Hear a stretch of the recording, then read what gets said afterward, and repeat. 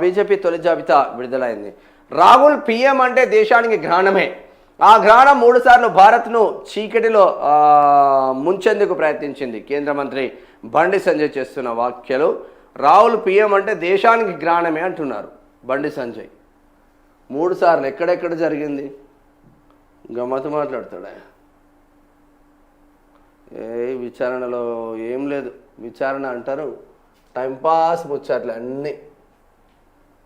అన్నీ టైంపాస్ ముచ్చట్లేనే.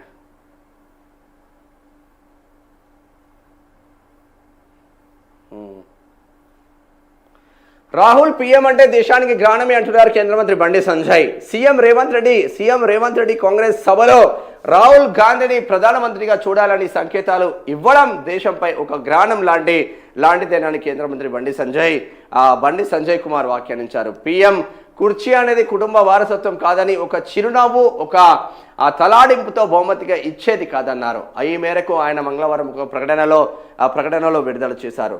రాహుల్ గ్రహణం 3 సార్లు భారతాన్ని చీకటిలో ముంచేందుకు ప్రయత్నించింది. ప్రధాని మోదీ అభివృద్ధి కిరణాలు ప్రతిసారి వెలుగునిచ్చే దేశాన్ని కాపాడాయని పేర్కొన్నారు. ఇది ప్రజాస్వామ్యం అని, నిజాం శైలి దర్బార్ కాదని స్పష్టం చేశారు. ప్రధానమంత్రి పదవికి ఎలాంటి ఖాళీ లేదన్నారు. దేశం అభివృద్ధి రంగులతో హోలీ జరుపుకుంటుందే, కాంగ్రెస్ మాత్రం అవినీతి మసితో మసకబారిందని విమర్శించారు. ఎంత గులాల్ జల్లినా దేశం తిరస్కరించిన నాయకుడి వైఫల్యాన్ని దాచలేరన్నారు.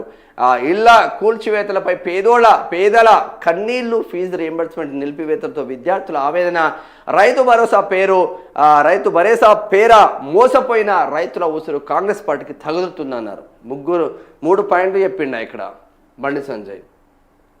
3 పాయింట్లు చెప్పిండు. పేదోళ్ళ ఉసురు తాగే, పేదోళ్ళ కూల్చివేతల ఉసురు తాగి, ఆ పేదోళ్ళ కూల్చివేతల ఉసురు తాగి కాంగ్రెస్ పార్టీ పోతుంది. విద్యార్థులు చదువుకొని ఫీజు రీయింబర్స్మెంట్ రాక వేచి చూస్తున్న విద్యార్థుల ఉసురు తగ్గి కాంగ్రెస్ పార్టీ పోతుంది. రైతు భరోసా ఇస్తా అని 1000 కళ్ళతో వెయిట్ చేస్తూ ఉన్నారు రైతులు. రైతు భరోసా ఇవ్వని రైతులందరినీ మోసం చేస్తున్న రైతులందరూ ఉసురు తగ్గి కాంగ్రెస్ పార్టీ పోతుంది. మరి రాహుల్ పీఎం అంటే గ్రహణం అయినట్టే, 3 సార్ల గ్రహణం తొలగించిళ్ళు. ఇక్కడ వెలుగులు వస్తూ ఉన్నాయి భారతీయ జనతా పార్టీ నుంచి అని ఇక్కడ కేంద్ర మంత్రి బండి సంజయ్ చేసిన వ్యాఖ్యలను చూస్తూ ఉన్నాం. ఇది దిశలో ఉన్న వార్తా కథనాలు. ఇంకేమన్నా